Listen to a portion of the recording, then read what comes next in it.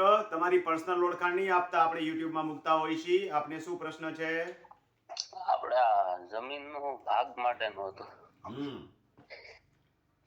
પૂછો. ઈ આપણે જમીન ભાગ ઓછો મળ્યો છે એટલે ઈ મળે ખરો? જુઓ, એક વખત ભાગ વેચણી થઈ ગઈ તો ઓછા વત્તી જમીન પણ વેચી શકાય. હા હા. એને ફરીવાર પડકારી શકાય નહીં. હા.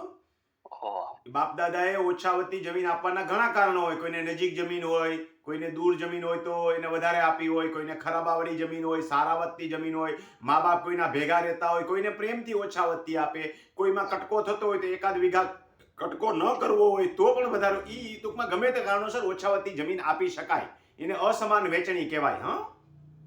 એને પડકારી શકાય નહીં. આવી બાબતે કોર્ટમાં જતા નહીં. ક્યાંય જતા નહીં, કોઈને પૂછતાય નહીં. જેમાં છો એમાં સુખી રહો અને આનંદથી વાવો અને ભાઈઓ સાથે સંબંધ સારા રાખો. એ કાયદેસર ગણાય. ખેડૂત મિત્રો, અસમાન વેચણી થયેલી હોય, આમાં ઘણા ભાઈઓ મને ફોન કરે છે. હવે જમીન કિંમતી થઈ એટલે બાપ દાદાના પણ પૂછે, પોતાના બાપુજીના નહીં, એના દાદાના વખતનું પણ પૂછે કે આ અસમાન વેચણી છે, એને પડકારી શકાય કે નહીં. દાદાની જવા દો, પપ્પાની જવા દો, તમારી અસમાન વેચણી પણ તમે પડકારી શકો નહીં.